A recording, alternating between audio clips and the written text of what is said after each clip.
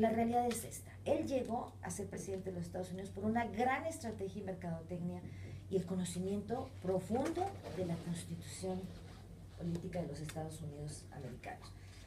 Platícanos un poquito de los antecedentes, Roberto, porque creo que de ahí parte todo, ¿no? Exacto, para poder entender las elecciones en Estados Unidos tenemos que saber algo sobre la Constitución, algo sobre la Declaración de Independencia, algo sobre otro hecho muy importante que es de un siglo posterior, que es la Guerra Civil y el nuevo fenómeno del terrorismo. Entendiendo esos cuatro factores, uno se puede explicar por qué ganó Donald Trump la presidencia. En 1776, el 4 de julio, Estados Unidos presenta la Declaración de Independencia. La Declaración de Independencia es un documento de rebeldía contra Inglaterra, contra el rey Jorge III, que era el rey de Inglaterra, que oprimía a estas 13 colonias que habían huido de Europa en busca de la libertad. Y la Declaración de Independencia, el principal redactor es un hombre muy sabio que se llama Thomas Jefferson. Thomas Jefferson era matemático, era filósofo, era abogado, era amante de las cosas naturales de la vida. Y él empieza la Declaración de Independencia invocando a Dios, al Creador. Dice, el Creador hizo a todos los hombres iguales, con derechos inalienables. El primer derecho es el derecho a la vida. Y ahí viene la controversia del aborto. El derecho a la libertad es el segundo gran derecho. Y el tercero, él lo toma de los filósofos helénicos de la antigua Grecia, de Atenas especialmente, diciendo, tienen todos los hombres el derecho a la búsqueda de la felicidad. Eso dice la Declaración de Independencia. Y el resto de la Declaración de Independencia se refiere a protestar contra el rey de Inglaterra, porque ellos estaban en busca de la felicidad. Enseguida, 11 años después, se publica la Constitución de los Estados Unidos. ¿Qué es lo que pasa? George Washington estaba peleando con los británicos, gana la independencia y dice, yo soy un guerrero, soy un militar, yo voy a convocar a la gente más sabia de estas 13 colonias. Piensa que en esa época Estados Unidos tenía solo 2,5 millones de habitantes y eligen de cada colonia, eran 13 colonias y las más grandes, las que roncaban, digámoslo así, eran Pensilvania en primer lugar con 8 delegados, después estaba Nueva York con 7 delegados, estaba New Jersey y Massachusetts, eran las grandes colonias, y las colonias pequeñas, chiquitas, eran Carolina del Norte, Carolina del Sur, Georgia y todos los de la punta este de Estados Unidos, New Hampshire, etc. Entonces se presentan todos estos delegados, pero hay gente sabia, Benjamin Franklin, James Madison, etcétera, gente muy pensante y muy ilustrada y muy educada. Y esta gente no se ponía de acuerdo en los artículos. La Constitución de Estados Unidos tiene solo 7 artículos y tiene algo tan interesante que son las enmiendas. Y las enmiendas son para adaptar la Constitución a los nuevos tiempos. Es la misma Constitución de hace más de 200 años, 230 años para ser más exacto, porque la Constitución se publica el 17 de septiembre de 1787, con la firma de todos estos delegados. Y lo que no los ponía de acuerdo a ellos era cómo balancear el poder entre estados grandes y estados pequeños, porque era injusto que Pensilvania dominara, y si no todos los presidentes habrían sido de Pensilvania, actualmente todos los presidentes serían de California o bien de Nueva York, y ellos crearon ese balance. Pero como era tan duro discutir estos puntos, y eran todos cristianos, muchos de ellos creyentes fervientes en Dios y en Jesucristo, entonces ellos se hincaban a orar antes de discutir el próximo artículo de la Constitución. Y fue así como determinaron estos 7 artículos, y el primero se refiere al poder donde está concentrado el poder político, que es el Congreso. El segundo artículo se refiere a la presidencia y el tercer artículo se refiere a la Corte Suprema.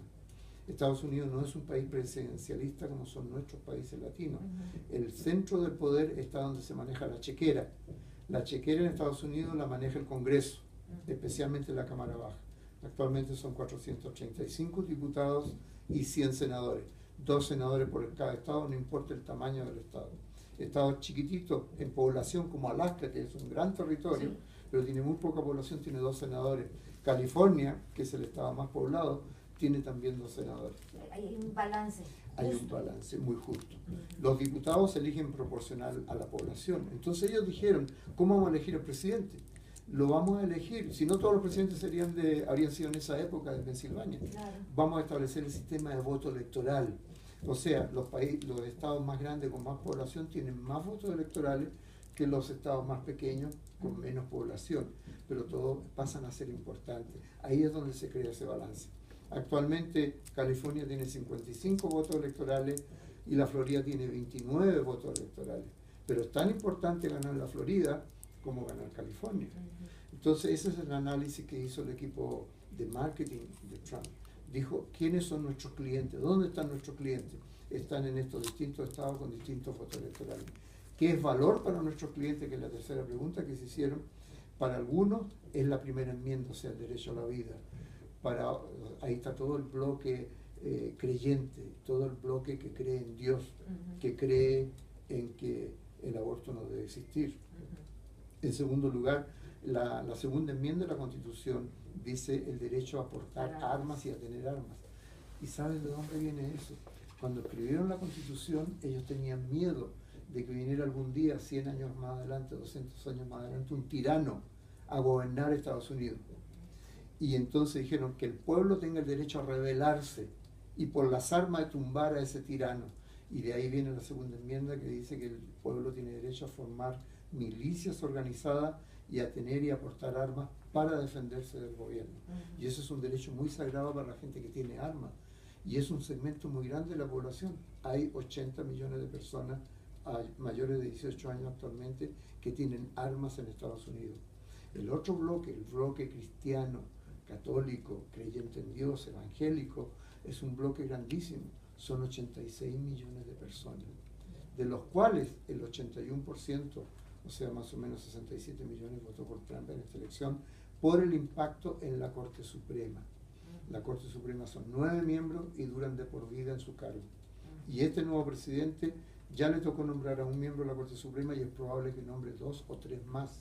Porque murió uno de ellos. El judge Antonin Scalia falleció, 8, el número 9, falleció el año pasado en febrero y ya hay que reemplazarlo. Y ya este presidente Trump designó a un juez constitucionalista, un juez federal, lo nombró para ese cargo, pero tiene que aprobarlo el Congreso. Es lo que te iba a decir. El presidente no puede, Donald Trump no puede hacer ningún movimiento ni ningún cambio si no es autorizado por las cámaras, tanto del Senado como de los diputados. En el caso de la Corte Suprema lo aprueba el Senado. Solamente el Senado. No por mayoría de la mitad más uno. Hay 100 senadores, o sea, serían 51 senadores y actualmente Trump tiene 52 senadores. La Constitución estableció que es 2/3. O sea, él necesita 67 senadores para aprobar un miembro de la Corte Suprema. Y fíjate una cosa interesante. En nuestros países, cuando asume la presidencia, en Sudamérica, Centroamérica, asume el presidente y se saca una foto con todos sus ministros. ¿Sí? Tú no vas a ver ninguna foto de Trump con todos sus ministros, porque él asumió pero no tenía ningún ministro, porque los ministros él los propone, pero los tiene que aprobar el Senado, y los tiene que aprobar no por mayoría simple, sino que por 2/3 de los senadores. Esto me lleva a preguntarte que Donald Trump, bueno, gana las elecciones y también gana la mayoría, tanto en el Congreso del Senado como en la Cámara de Diputados. ¿Esto le permite a él hacer más maniobras? Muchísimo más maniobras, pero ese poder lo tiene solo por 2 años, porque la Constitución también establece que en 2 años más se van todos los diputados, todos, no queda ninguno, y tienen que ir a la reelección, y las próximas elecciones son en 20 meses más, en noviembre, el 8 de noviembre del 2018. Y el Senado, de los 100 senadores, se renueva 1/3 del Senado. O sea, hay 33 senadores que van a la reelección. Los diputados duran 2 años en su cargo, pero pueden ser reelegidos. Los senadores duran 6 años en su cargo y pueden ser reelegidos. Y los senadores se renuevan 1/3 cada 2 años. Qué interesante. Eso hace la diferencia entre Estados Unidos y nuestros países. En nuestros países los gobiernos se eligen y están ahí por 6 años, en otros países más, en otros países menos. En muchos de ellos 6 años. Y yo digo, el pueblo no tiene el derecho a opinar en las urnas hasta 6 años más. En Estados Unidos cada 2 años hay elecciones y eso tiene un tremendo impacto. Estas elecciones son por voto directo, ya no son por delegados. Son voto directo. Del pueblo, o sea, Voto dices, directo quiero del que pueblo. continúe o no. Quiero que continúe el senador tal, por ejemplo, hay un senador que se renueva ahora que es de West Virginia, un estado minero. Ese senador está muy preocupado, él es demócrata, pero muchas minas se han cerrado en Estados Unidos por regulaciones de un organismo que se llama EPA, que es el Environmental Protection Act del medio ambiente de Estados Unidos, que ha puesto cada vez más regulaciones, especialmente en los últimos 8 años y se han ido cerrando mina tras mina tras mina. Y Estados Unidos es el segundo productor de carbón del mundo, o sea que es muy importante. Y una cosa, doctora, no sé si tengo tiempo de decirlo. Claro. Un minero en West Virginia gana, por ejemplo, un supervisor de minero.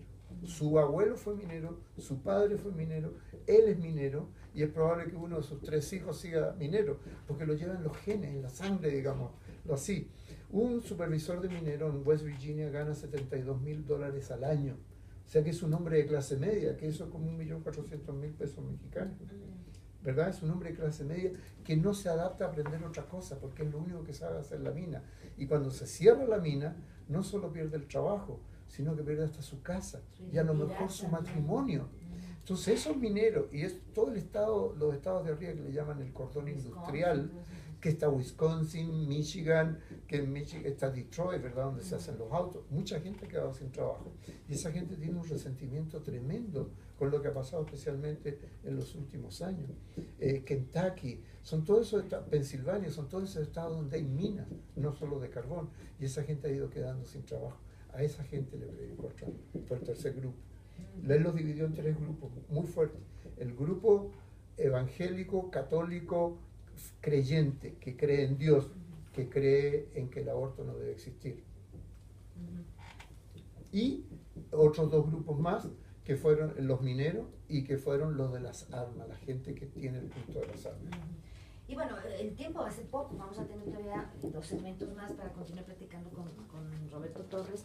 Llevamos un corte, regresamos y yo le quiero comentar, te lo voy a dejar para el regreso, el uso de las armas. La secretaria Hillary Clinton estaba buscando el control de que la gente no tuviera armas en su hogar. Hemos visto muchas desgracias, pero eso lo vamos a ver al regreso, si te parece. Encantado. Es muy interesante.